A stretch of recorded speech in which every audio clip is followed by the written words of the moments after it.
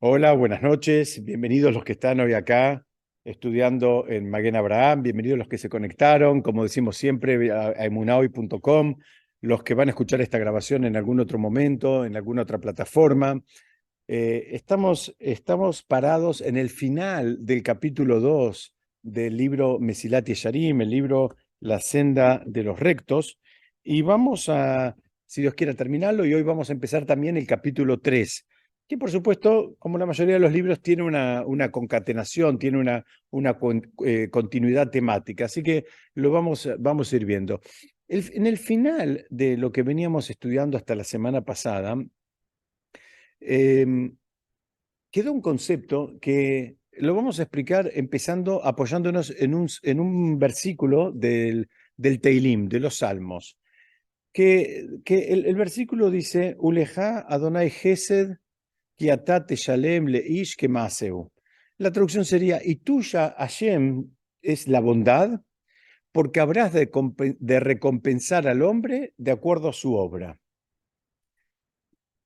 Y es un versículo que a los comentaristas le molesta, porque de vuelta estamos diciendo que Dios tiene la bondad porque recompensa a la persona, al hombre, de acuerdo a sus acciones, de acuerdo a sus obras. Y la pregunta es, ¿por qué habla ahí de bondad?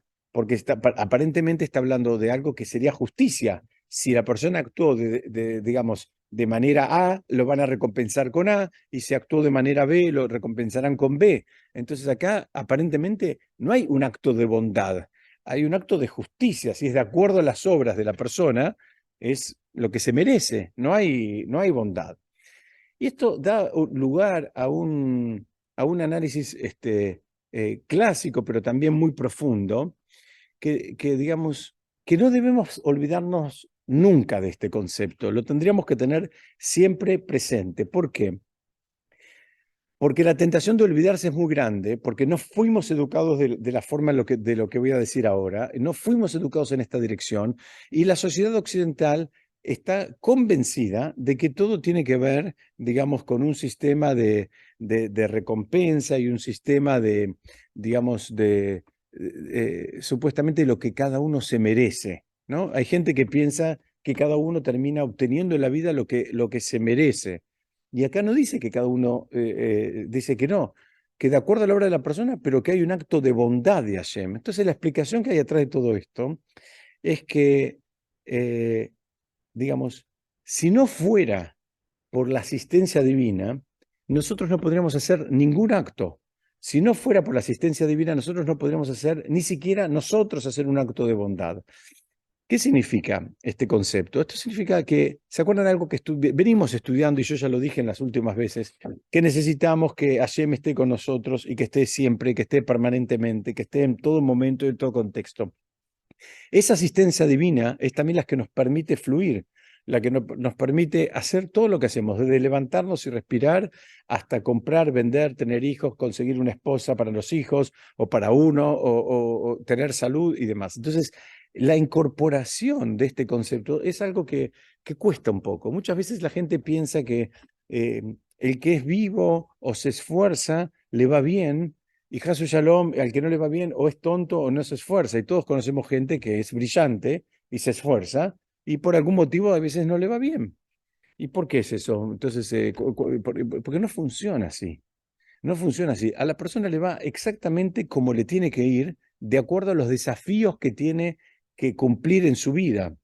Y si en ese momento el desafío de él es, digamos, justamente capear una situación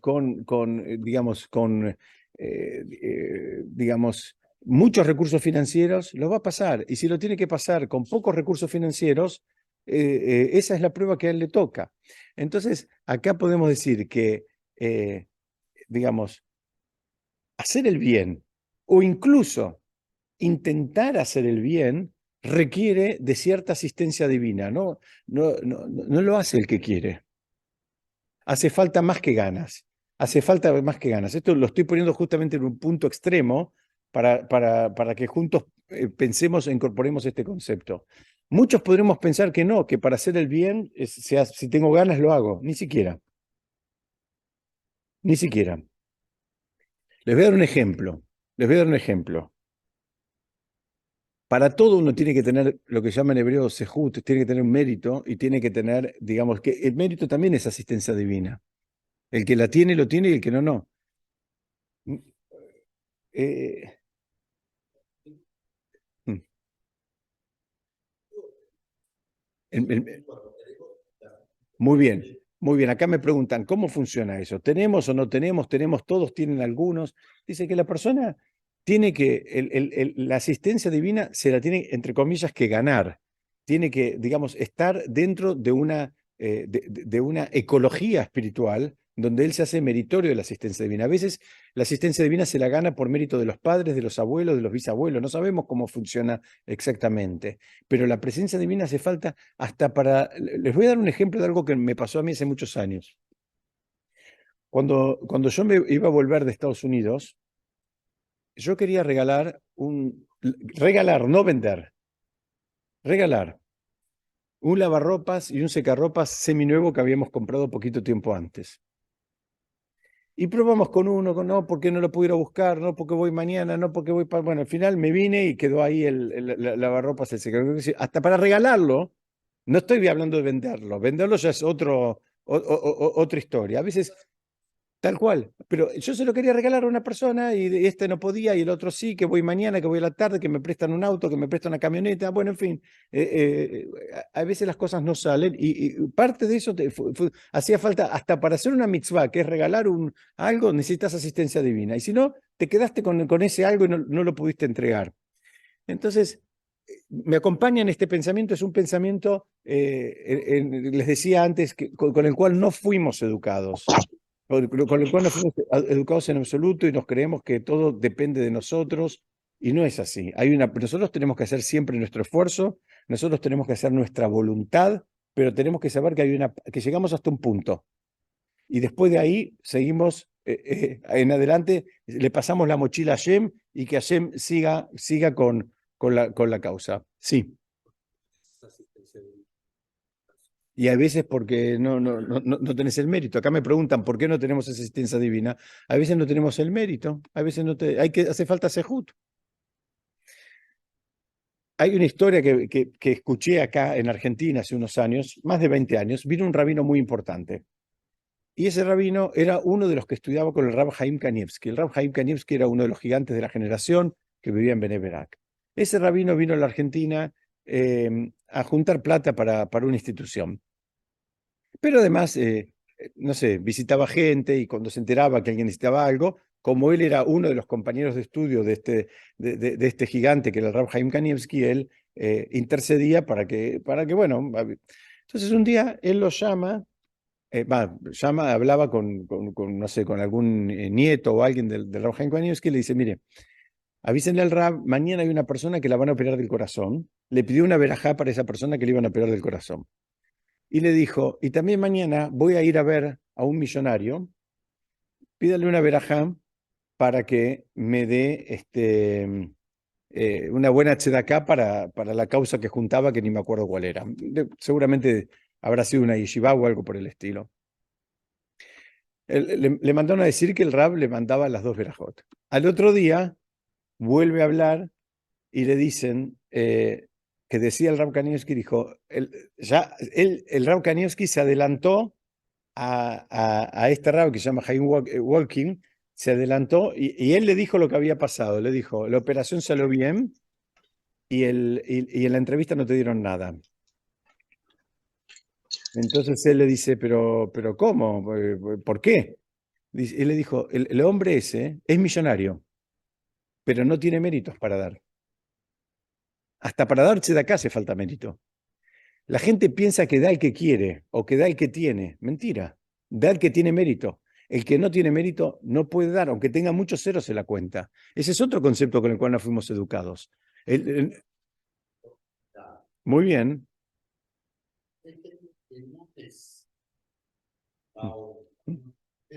Sí. Mm. como los niveles del Tzedakah. Sí. Y porque busca algo, digamos, porque no lo da, porque lo da, si no está buscando algo. Muy bien, acá. Sí. Sí. Sí. Cuando la plata es mala vida, la Tzedakah no cuenta, digamos. Cuenta. Me están haciendo una pregunta, yo después la voy a repetir porque no estoy seguro si se escucha. Preguntale si se escucha. ¿Se escucha cuando está hablando Rubén?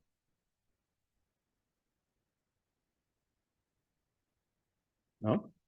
Bueno, repetí entonces.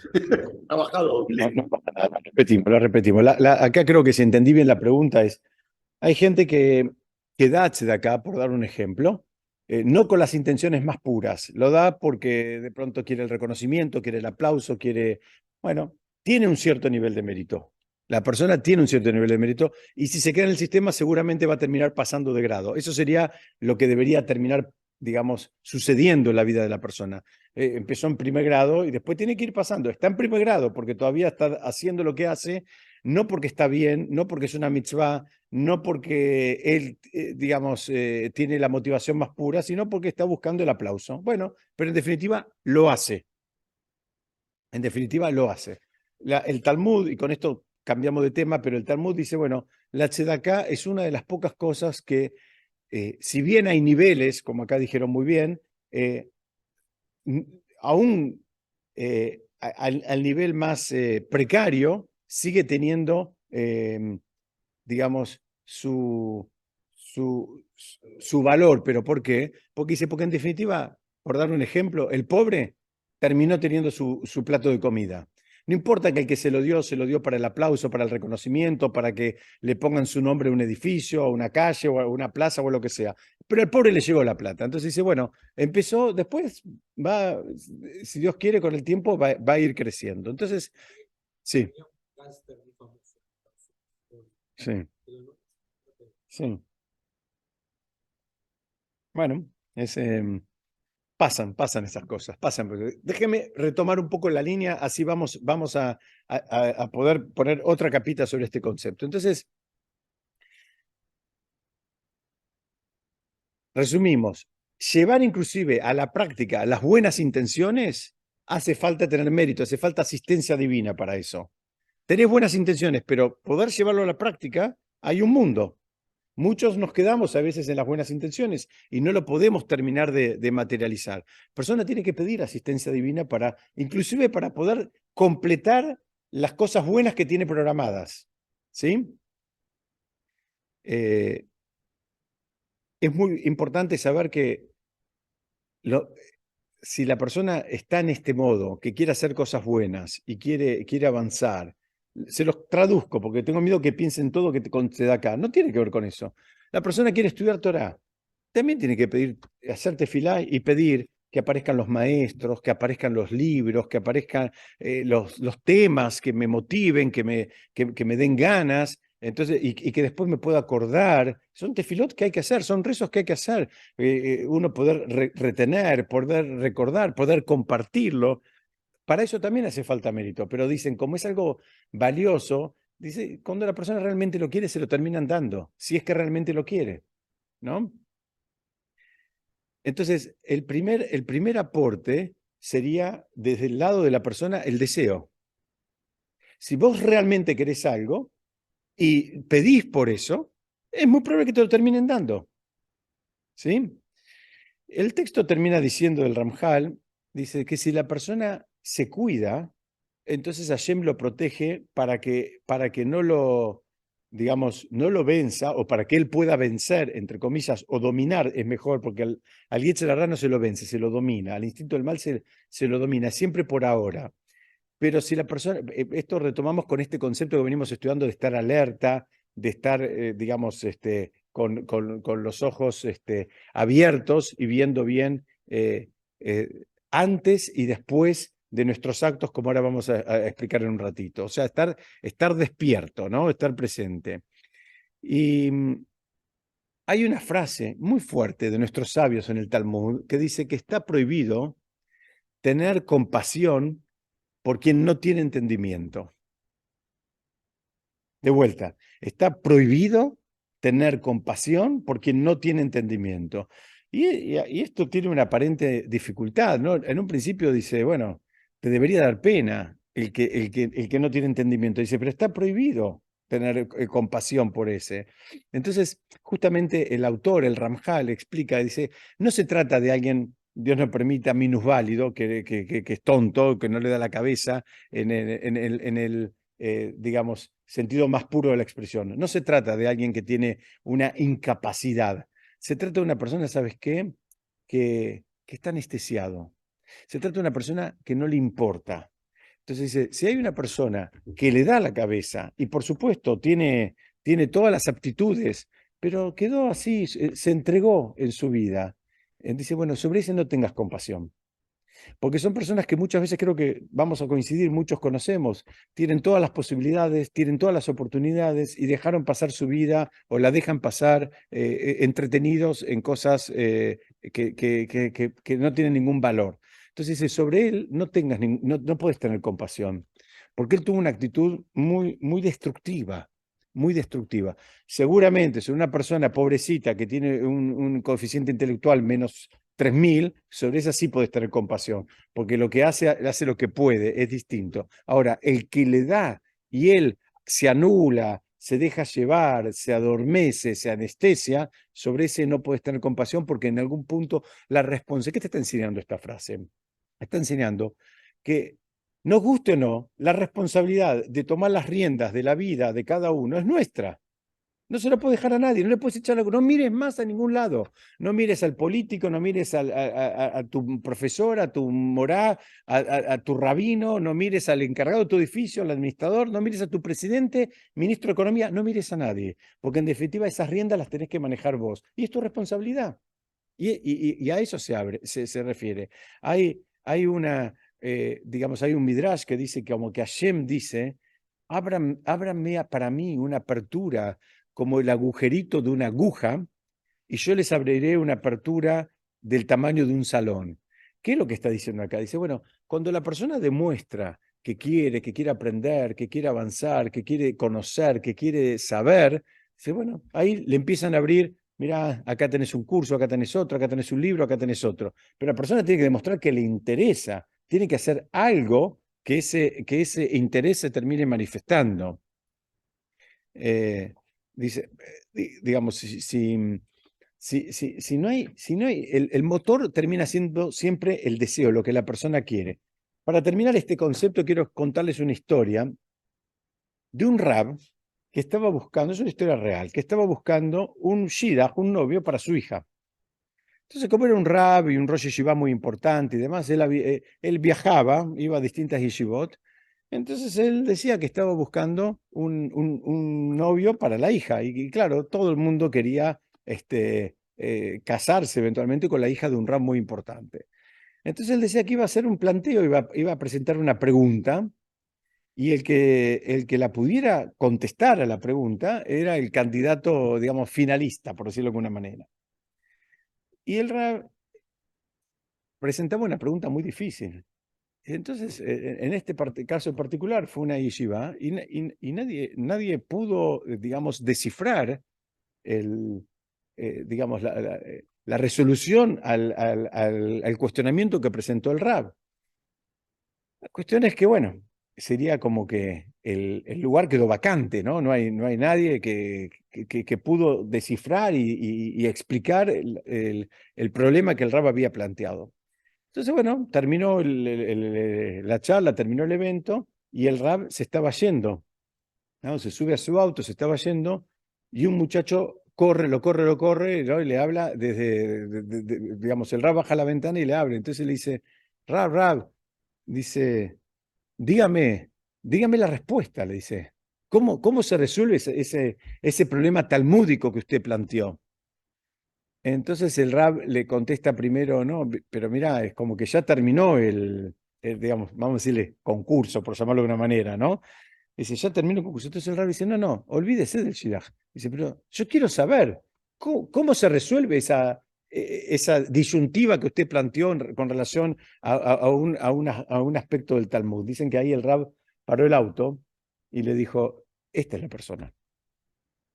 esta es la persona. ¿Qué significa? Esto es lo que yo estaba buscando, dijo él. No necesariamente está buscando el que me pueda dar la respuesta. Está buscando al que le importe la respuesta, que la quiera saber, que esté dispuesto de correr a ir a buscar a ver quién me la da. No, que dice, bueno, no la entendí, me quedo sentado, sigo con otro tema. Es al que realmente le importe. Y es por eso que, digamos, el Rab lo que estaba buscando era eso. Él sabía que no estaba, la pregunta que él estaba planteando no estaba al nivel de los chicos que estaban ahí presentes, pero él lo que quería ver era dónde estaba cada uno parado, cuál era su deseo, cuál era su intención, cuál era digamos, su motivación. ¿Quiere saber más? ¿Quiere conocer más? ¿Quiere entender más? Es una cosa. Le dicen algo difícil, no lo entiende, no le importa y cierra el libro, es otra cosa. Hay un mundo de diferencia. ¿Ok? Entonces, resumimos esto que hablamos hoy. Necesitamos asistencia divina siempre, en todo lo que hacemos.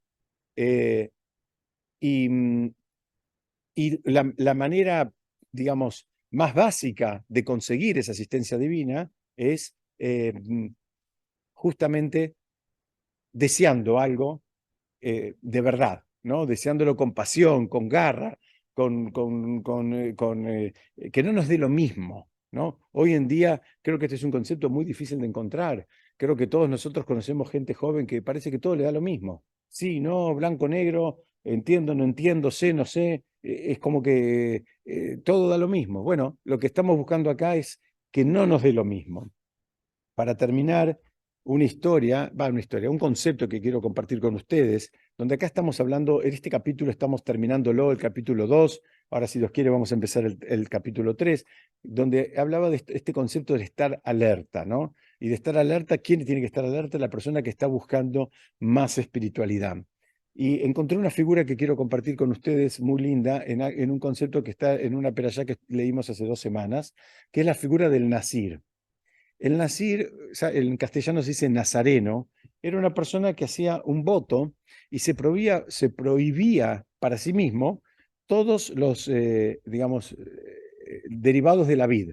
En una palabra sería las uvas y el vino, en todas sus formas, ¿no? El jugo de uva también se prohibía.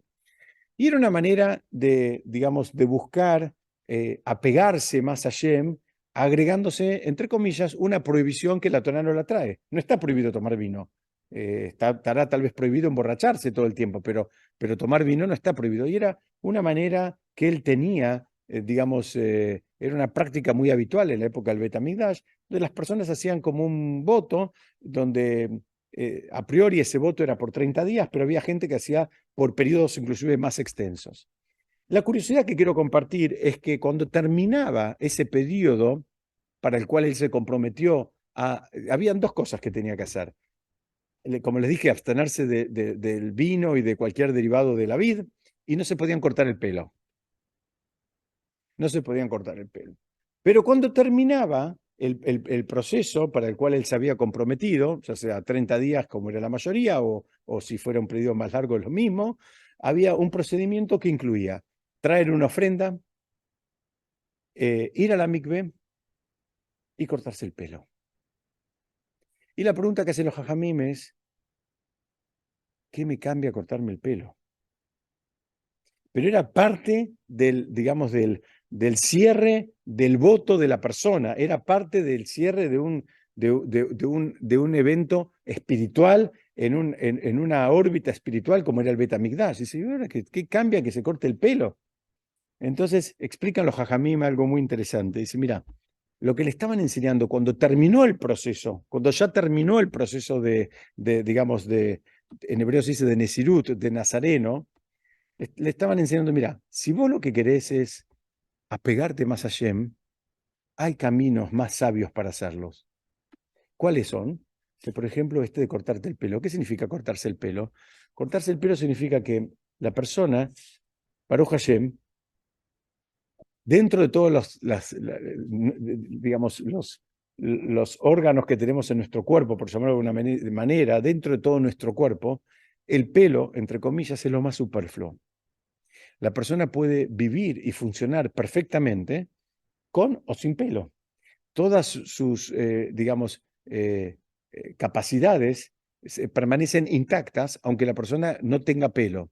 Lo que le estaban diciendo que se tenía que ir a cortar el pelo es justamente que no, que no, que la manera de apegarse a Hashem es, ¿saben qué? Sacando lo superfluo de la vida. A veces pensamos que hay que hacer cosas muy raras y agregarnos prohibiciones y hacer, digamos, cosas, digamos, que salen un poco de la norma, exactamente, son extraordinarias. Y los jajamim, la Torá ya da 3 vueltas y viene y te dice, ¿sabes qué? Haz una cosa, saca lo superfluo de la vida. ¿Sabes por qué? Porque muchas veces esas cosas superfluas te lleva mucho esfuerzo mantenerlas. Entonces, saca actividades, saca amistades, sacar rutinas que son superfluas, y eso también es una manera de apegarse más a Hashem, porque vas a tener más tiempo, vas a tener un tiempo de más calidad como para poder tener una conexión espiritual. En tanto y en cuanto estás bombardeado de que hoy tenés una reunión y mañana tenés 3 y pasado tenés 5, tenés un cumpleaños y tenés una cena y tenés otra cena y tenés otra cosa, lo más probable es que estás saltando de un evento a otro y no tenés ni siquiera la cabeza como para hacer todo este trabajo del cual venimos hablando. Entonces, pareció que la figura muy linda y el mensaje es muy fuerte para terminar este capítulo, que la persona, digamos, tiene que también ir chequeando dentro de su vida cuántas cosas hace y sostiene que a veces le llevan mucha energía, mucho tiempo, quien nos dice también mucho dinero y a veces siendo inteligente en el manejo de esos espacios, la persona puede tener, digamos, un rendimiento mucho más interesante en su crecimiento espiritual. Con esto cerramos el... Era justamente, me preguntan acá cuál era el motivo, era una forma de agregarse una prohibición, como la persona quería apegarse más a Shem, entonces era, no me alcanza con las 613 mitzvot, me agrego una, ¿no? Inclusive para muchos jajamín no estaba bien visto, no estaba bien visto, porque decían, mira, vos ya tenés toda la Torá, cumplí toda la Torá y con eso es lo que te pidió Hashem, no te pidió más. Pero hoy no tenemos la figura del Nazir, del Nazareno, pero la actitud la tenemos presente, hay mucha gente, todos conocemos gente, que a veces es más fácil, eh, supuestamente, asumir una eh, estrictez, insisto, supuestamente espiritual, que llamar a un amigo que está sufriendo. A veces es más fácil comprarse un talit de 3 metros por 3 metros con todo un borde de plata y no sé qué, que hace todo supuestamente porque ahora quiero tener el mejor talit del templo y qué sé yo. Es más fácil eso que ocuparte de un primo tuyo que está sufriendo en este momento. Absolutamente.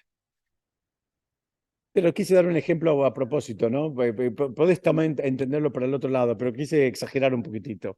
Bueno, acá vamos a dejar el capítulo 2, vamos a empezar el capítulo 3, si Dios quiere, Besiata de Ishmaya también. El capítulo 3 habla de los tipos de alerta. Veníamos diciendo que la persona tiene que estar alerta, tiene que tener cuidado, y acá ahora va a decir los tipos de alerta que tenemos que tener. Fíjense qué interesante, dice así. Esta parte la leo textual, ¿no? Dice, aquellos que quieran actuar con vigilancia, ¿no? Con este de estar de alerta, tener cuidado, deben considerar 2 cosas. ¿Cuál es el verdadero bien a elegir y el verdadero mal a evitar? ¿No? Eso es parte del trabajo. La persona tiene que saber qué es valioso y qué no. Eso parece fácil, ¿no? Todos creemos lo que es valioso, saber lo que es valioso y lo que no. La mala noticia que les tengo para dar es que no sabemos ni siquiera lo que es valioso y lo que no.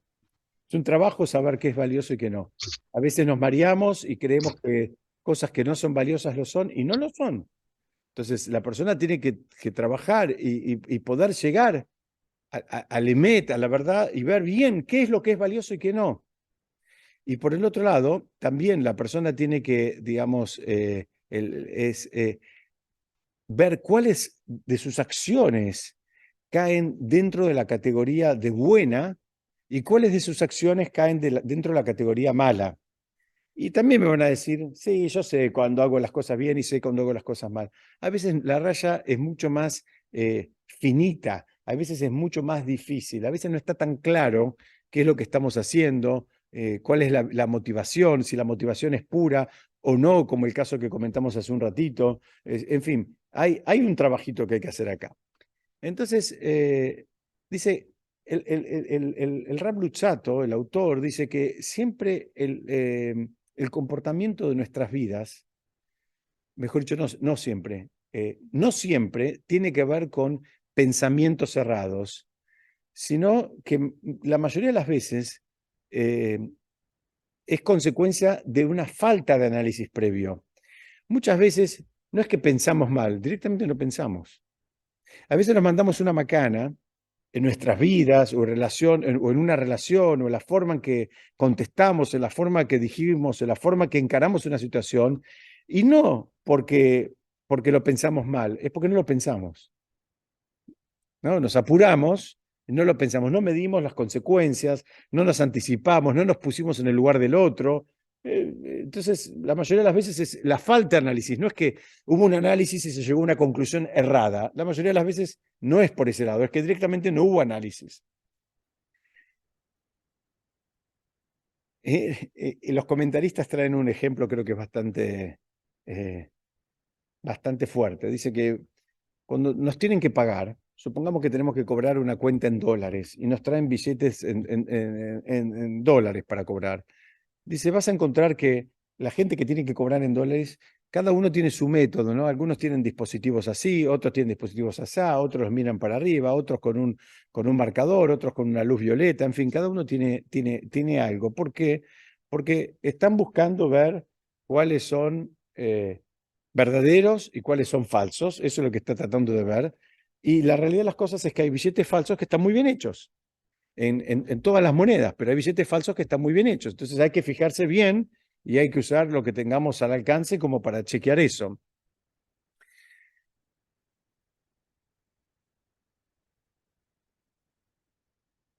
En el mundo espiritual pasa lo mismo. No todo es verdadero lo que está dando vueltas. No todo lo que hacemos nosotros, ni todo lo que vemos dando vueltas es verdadero. El mismo trabajito que hace aquel que agarra el dispositivo para fijarse si lo que está recibiendo es verdadero y falso, es un ejercicio que hay que ir acostumbrándose a hacer en otros ámbitos de la vida también. Muchas veces nosotros mismos no nos podemos dar cuenta, digamos, es como dice el Talmud, nosotros estamos tan cercanos a nosotros mismos que no nos damos cuenta de nuestras propias falencias. Ahí necesitamos contar con una tercera persona que nos pueda ayudar, con alguien que nos va a decir, nos va a dar una suerte de boletín y nos va a decir, mira, está siendo muy egoísta, o está siendo muy impuntual, o está siendo muy generoso, o no está siendo muy generoso, en fin, a veces necesitas esa interacción porque solito es mucho más difícil llegar a una conclusión objetiva. Entonces, estas dos consideraciones, hay un análisis y elección que se debe aplicar antes de actuar, ¿no? Antes de actuar para que no actúes, digamos, sin tener en cuenta el impacto de todo lo que estás por hacer. Pero también, después de haber actuado, hay que revisar lo que uno hizo. Uno tiene que revisar lo que uno hizo, revisar el propio comportamiento y ver, así dice el autor, dice, hay que chequear qué tipos de cosas, digamos, qué es lo que pasó y en dónde, cuáles deberían repetirse y cuáles uno debería esforzarse porque no vuelvan a pasar. Mismo que hiciste las cosas y mismo que lo hiciste bien y lo hiciste pensando, todo es perfectible, ¿no? Esto es un ejercicio que tal vez en el mundo espiritual no estamos acostumbrados, pero en el mundo material lo hacemos todos, ¿no? La persona que construye, hace un edificio, Baruch Hashem le salió bien, pero cuando va a ser el próximo, seguramente lo va a tratar de hacer mejor que el anterior, porque va a aprender hubo detalles, hubo cosas, el edificio salió bien, no es que se cayó o salió mal o fue un pésimo negocio, no hace falta que sea un fracaso, pero lo hacemos en nuestras vidas cotidianas, donde después buscamos mejorarlos, hacer una versión mejor, una versión 2.0, como se dice en el mundo de la computación. Dice, para muchos hacer este trabajo parecería como una exigencia excesiva, ¿no? De como que, sí, con las cosas del mundo material las hago, con el mundo espiritual no. Dice, pero también lo debemos incorporar y lo debemos hacer. Así como el que controla los billetes lo hace porque no quiere recibir algo falso por algo verdadero y sabe que los falsos están muy bien hechos. Lo mismo pasa con todo lo que hacemos nosotros. Y lo mismo es perfectible, todo lo que hacemos nosotros es perfectible. Entonces, Una vez hay un rabino, fue muy famoso, un rab hasídico, el rab Levi Yitzhak de Berdichev, famoso porque amaba todo, a todas las creaciones. Y una vez fue a un pequeño pueblo y cuando llegó le preguntaron, tal vez vos sos Yohet. Yohet es el matarife ritual, ¿no? Vos sos una persona que sabe hacer la shejitá, la matanza ritual de los animales para poder comerlos de acuerdo a las leyes del kashrut. Entonces el rabino le dijo que sí, que él era Yohet. Le dijo, uy, qué maravilloso. Le dijo, me viene bárbaro, dice, porque no sabes, dice, yo soy carnicero, tengo una vaca que no está muy bien de salud. Entonces, si espero a que el Yohet que habitualmente viene a este pueblo venga, tal vez en el medio se muere. Ustedes saben, cuando la vaca se muere, ya no se puede, nosotros no podemos comer un animal muerto. Dice, en cambio, si estás vos, sos Yohet, la podés matar antes de que se muera y si bueno, si pasa el chequeo, ustedes saben que hay una de las cosas que se chequea en un animal es que el animal no haya tenido una enfermedad que le hubiese causado la muerte natural en los próximos 12 meses. O sea, si es un animal que estaba ya moribundo, tampoco es kasher. Aunque lo haya matado un matarife, tampoco es kasher, no comemos esa carne.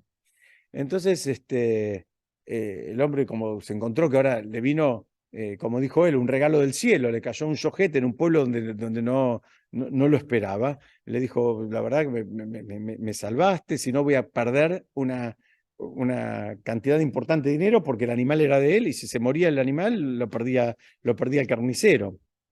Entonces habían quedado para el otro día mismo ir a hacer la matanza esa ritual del animal. Dice, pero el rab le dijo, te tengo que pedir un favor. Dice, estoy viajando para recaudar fondos para una causa y te quería pedir si vos podés prestarme, le dijo, si vos me podés prestar para, para esta causa que él estaba juntando, con el compromiso que se lo iba a devolver en otro momento. Y esto, a lo que el carnicero le contestó, pero dice, apenas te conozco y ya me estás pidiendo un préstamo, es como una desfachatez de tu parte, ¿cómo se te ocurre? Eso pedíselo a alguien que te conoce, alguien que te quiere, yo apenas te conozco y ya está, y qué sé yo. Entonces dicen que el rab le contestó, dice, escuchate a vos mismo.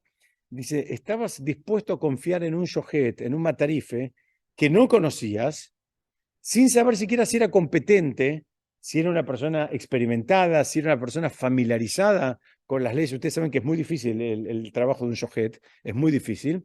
De la A a la Z es difícil. Es difícil tener los cuchillos en condiciones, es difícil, hay que saber muchas alajot, es difícil el trabajo, físicamente es difícil. O sea, dijo, vos estabas para vos, un don nadie estaba apto para hacerte, digamos, supuestamente el favor de hacerle la matanza ritual a este animal, pero ahora, cuando hay una cuestión económica en el medio, antes no era don nadie y ahora es don nadie. ¿Cómo funciona? ¿No? O sea, la palabra por un lado era suficiente para aceptarlo como matarife, no era suficiente como exactamente para otorgarle un préstamo. Entonces, el Ramjal lo que dice es que lo que él invita es a que le demos la misma consideración eh, al determinar si algo espiritual está bien o mal, que le damos a los temas económicos. Que usemos el mismo, si se quiere, rigor intelectual que usamos en el mundo material, que lo usemos en el mundo espiritual. Así como, digamos, ejercitamos una prudencia en el mundo material, como este matarife que ahora cuando tenía que dar un préstamo, él se cuidaba y demás, bueno, te tendrías que cuidar de la misma manera cuando estás haciendo algo que tiene un impacto en vos, en tus clientes, en tu comunidad, en la neyamá de todos ellos. Sabemos que lo que comemos tiene un impacto en nuestra neyamá, en nuestro alma. Entonces, digamos, y esa evaluación tiene que ser honesta y tiene que ser permanente. Les voy a dar un ejemplo. Una persona está estudiando Torah. Entonces está sentadito ahí, está estudiando Torah. Ahora se da cuenta que hay gente que lo está mirando. Entonces ahora empieza a actuar como si estuviera, digamos, más concentrado o más interesado o más, no sé, profundizando en el tema. Entonces dice, la mitzvah la sigue haciendo, porque seguramente sigue estudiando Torah, pero ahora tiene una motivación distinta. Este tiene otra agenda ahora. Al principio estaba estudiando para aprender Torah, no sé, para lo que sea, para aprender o estaba preparando un shur. La segunda vez ya estaba estudiando, además, para cancherear. Hay un mundo de diferencia. Hay un mundo de diferencia. ¿Está estudiando Torah? Sí, está estudiando Torah, pero ¿cuál es la motivación de él? ¿Qué es lo que exactamente? ¿Cuál es el motor? Entonces, el trabajo, ahora vamos a ir agregando dificultades. Les aviso que no es fácil lo que estamos estudiando. Es un libro que tiene su profundidad. Entonces dice, mira, el trabajo es identificar los elementos negativos aún en los actos positivos. Este está estudiando Torah, pero está con una agenda que es para impresionar a, no sé, a quien sea que lo está mirando, ¿ok? Entonces, en el primer capítulo, cuando empezamos a estudiar este libro, hablaba un poquito de los actos. Acá se concentra inclusive en los pensamientos, revisar los pensamientos, donde también aplica el concepto de escaparse del mal. Muchos piensan que el concepto de escaparse del mal es en los actos nada más. También hay que escaparse de los malos pensamientos. Hay pensamientos que no hay que dejarlos entrar, porque son pensamientos que no nos hacen bien. Vamos a dar ejemplos. Hay pensamientos básicos, no estoy hablando ya de hacer transgresiones. A veces hay pensamientos de miedo, de temor, de angustia, que no hay que dejarlos entrar en la vida de las personas. Pero a veces hay otros pensamientos que son no tan neutrales, que tampoco hay que dejarlos entrar. Entonces es un trabajo. Alguien puede decir, no, pero yo no hice nada. Sí, sí, pero estuviste pensando y lo que estuviste pensando no estaba bien. Entonces es como que eso también te ocupó tu cabeza. ¿Sí? No escuché, perdón. No, neutral sería algo, por ejemplo, qué sé yo, algo que no implica una transgresión. Un pensamiento que no es bueno, pero que me preguntan acá qué sería un pensamiento neutral. Yo lo que quise decir es que hay pensamientos que implican una transgresión. Una persona que está pensando en ir a robar un banco, bueno, ahí ya está haciendo, digamos, está pensando en algo, digamos, que está prohibido de acuerdo a la Torá, ¿no? Y ustedes pueden cambiar, robar un banco y poner lo que se les ocurra. Y otra persona, otro pensamiento puede ser, no sé, dejar entrar un pensamiento de angustia, o de preocupación, que también hay que estar atentos porque eso no nos ayuda a construirnos. Entonces, digamos, ese, si se quiere, no es una transgresión, pero tampoco hay que dejarlo entrar. Ese es el neutral. ¿Está bien? Un segundo que hay que decir un combustible. Sigamos.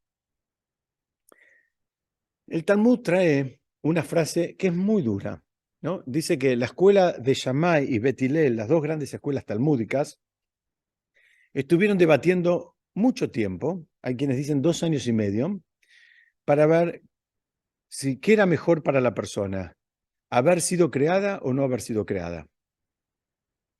Entonces los sabios llegaron a esta conclusión, dijeron, en hebreo se dice Noach. Noach quiere decir como hubiese sido más relajado, más tranquilo, más relajado sería la expresión. Ellos dijeron, hubiese sido más relajado para el hombre si no hubiera sido creado.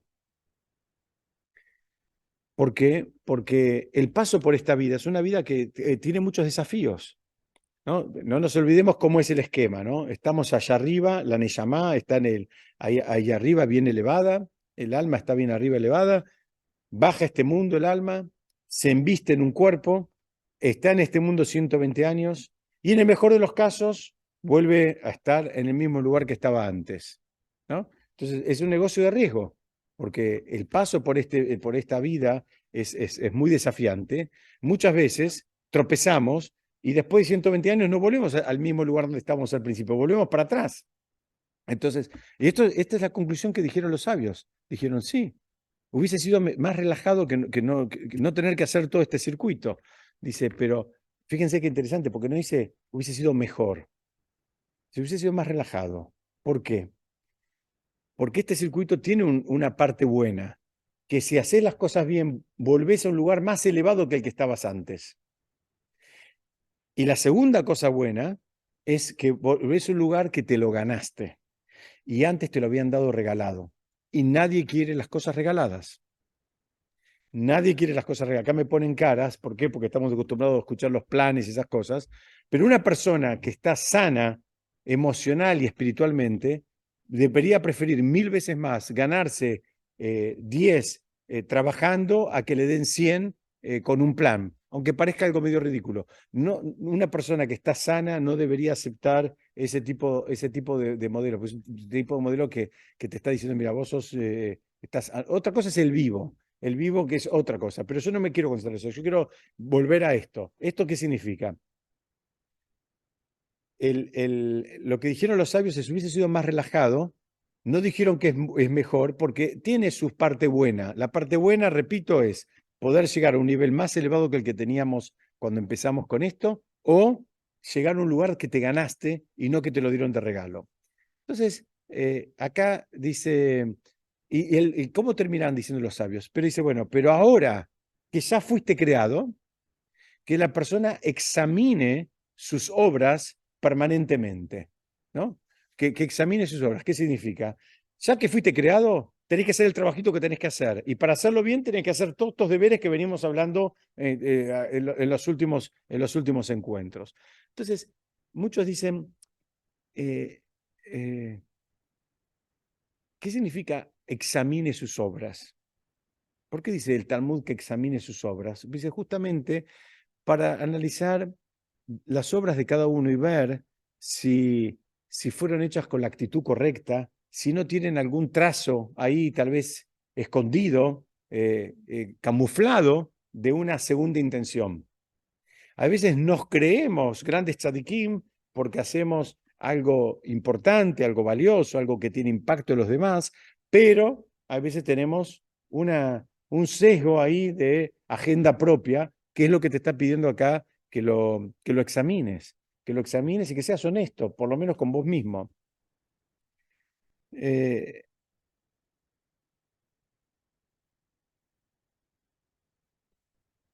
los sabios explican que la espiritualidad es más que simplemente evitar el mal. Mucha gente dice, ay, no, pero yo no le hago mal a nadie.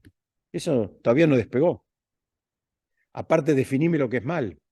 Después podemos hablar de eso con los que dicen eso, ¿no? En mi vida comercial todo el tiempo interactúo con gente que me dice, no, no, yo no soy religioso, pero no le hacemos mal a nadie. Bueno, definime lo que es no hacer mal a nadie. Vamos a estudiar estos libros juntos y vas a ver que posiblemente le estás haciendo mucho mal a muchas personas, pero no porque sos malo o porque sos tonto, porque si no lo estudiaste no lo sabés. Son conceptos que hay que estudiarlos. Entonces, y la espiritualidad inclusive es más que hacer el bien. Significa que hay que hacer el bien de manera óptima. Repito, no es, no es simplemente evitar el mal y no es tampoco hacer el bien. Es hacer el bien de manera óptima, con la intención más pura y el deseo de que esa obra tenga el impacto mejor en él y en los demás. Es muy difícil todo esto. Muy difícil. A veces querés hacer el bien y hace falta más que ganas para hacer el bien.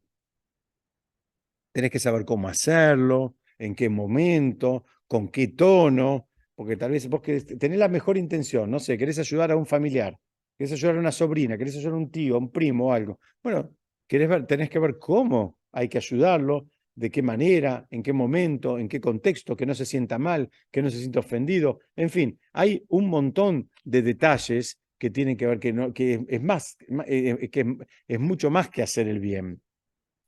Absolutamente complejo. Es absoluto. Acá me dicen es complejo. Claro que es absolutamente complejo. Dice que había dos Hasidim que estaban, digamos, eh, discutiendo la calidad espiritual de cada uno de ellos. Y uno dijo, ay de mí, ¿no? Dijo, hoy va voy. Estaba como lamentándose. Dice, seguramente cuando me evalúen después de 120 años, me van a encontrar un montón de pecados graves que yo cometí. Y dice, ese es mi miedo, le dijo este que se estaba lamentando. Dice, voy a argumentar que no pude, simplemente no pude resistir mis tentaciones, como que bueno, no pude manejar el Yetzer Hará y bueno, cometí las transgresiones que cometí. Pero el otro le dijo, mira, yo no tengo miedo sobre mis pecados. Eran tzadikim estos. Dijo, yo tengo miedo sobre las mitzvot que yo hice. ¿Por qué no las analicé, digamos, y por qué no las realicé más correctamente? ¿Por qué me dejé hacerlas de manera automática? ¿Por qué le puse tan poca garra o le puse poco sentimiento? Está hablando sobre las que hizo, no sobre las que no hizo. No estamos hablando de transgresiones, estamos hablando sobre las que hizo. Entonces, este es uno de los ejemplos. El segundo ejemplo que digamos, más o menos ya se los adelanté, ¿no? Es también dos personas se extienden cuando hacen tefilá. Hacen la midá, ustedes vieron la parte que hacemos calladitos. Bueno, toda la comunidad tarda un determinado tiempo. Vamos a decir un número, 5 minutos. Esta persona tarda 12 minutos en terminar. O sea, cuando todo el mundo terminó, él sigue rezando. Dice, bueno, uno lo hace porque realmente está concentrado, hace la tefilá, hace el rezo despacito, palabra por palabra, pide para él, pide para los amigos, pide para la comunidad, pide para Hashem, pide para todo el mundo. Otro lo hace de vuelta, para cancherear. Entonces dice, bueno, uno está haciendo una mitzvah muy grande, el otro está haciendo una transgresión muy grande. Porque agarra una mitzvah y la usa para beneficio propio. La usa para él engrandecerse, para él verse más elevado que con los demás. Entonces, miren, así como un consumidor exigente analiza cuidadosamente la calidad de lo que va a comprar, las mitzvot también deben ser de alta calidad. Y también hay que analizar y maximizar, digamos, el cumplimiento que uno está haciendo. Y si no lo hace, es negligencia. Si uno deja pasar, porque todos podemos tropezar en estas cosas, también es negligencia. Entonces, quiero terminar explicando, cuando en hebreo dice que examine sus obras, en hebreo se dice imashmesh bemaasav. Y hay otra forma, hay dos maneras de estudiar, lo que son dos palabras, como que hay dos versiones. Uno dice que haga lo que llaman en hebreo un pishpush del Maasab y otro un mishmush del Maasab. Ahora les voy a explicar lo que quiere decir cada una. Un pishpush que significa un análisis profundo para diferenciar lo positivo de lo negativo. ¿Qué está diciendo es? Hubiese sido mejor que el hombre no hubiese sido creado, pero ahora que fuiste creado, hace un análisis profundo, un pishpush, se dice en hebreo, de tus acciones, como diciendo, aprovecha tu paso por este mundo para que te sirva para el objetivo que hablamos antes, ¿no? Llegar a un lugar más elevado de donde viniste y ganártelo en lugar de estar en un lugar que te regalaron. Y ahora hay otra versión que este mismo episodio talmúdico lo termina diciendo Imashmesh bemaasav. Imashmesh significa palpar, sentir, ¿no? Entonces, uno es un examen profundo y el otro dice sentir, ¿no? Para poder ver todo lo que venimos hablando hoy, realmente lo que hay de positivo y lo que tenga un trazo negativo. Entonces, esto dan un ejemplo, ¿no? Dicen, por ejemplo, una persona busca un traje, un hombre busca un traje y está buscando un traje, digamos, oscuro. Entonces va a una tienda que tiene muchos trajes y se va al perchero que tiene los trajes oscuros. El que tiene el blanco, el natural, el clarito, el bellecito, etcétera, etcétera, no va. Va al perchero que tiene, digamos, el perfil de ropa que él está buscando. Y una vez que está en ese sector, después examina las telas a ver cuál le gusta la fantasía, la calidad, si es de lana, si es de poliéster o lo que fuera. Entonces, o sea, primero buscas el color que te guste, después ves la calidad de lo que estás buscando. Dice, bueno, acá en alguna medida es lo mismo. Es un análisis y es otro análisis. Uno que veas tus acciones como aquel que está buscando el traje oscuro que va a un sector y analiza lo que está buscando, se concentra en lo que está buscando, y el otro análisis es que después elegís el que, digamos, te guste más o tenga la calidad mejor. Entonces, vamos a por hoy a dejar acá. Yo quiero dejar abierto, no sé si alguien quiere decir alguna pregunta, alguien tiene una pregunta, quiere decir algún comentario, porque después engancha con otro tema y me parece mejor verlo todo de un saque, si Dios quiere, la semana que viene.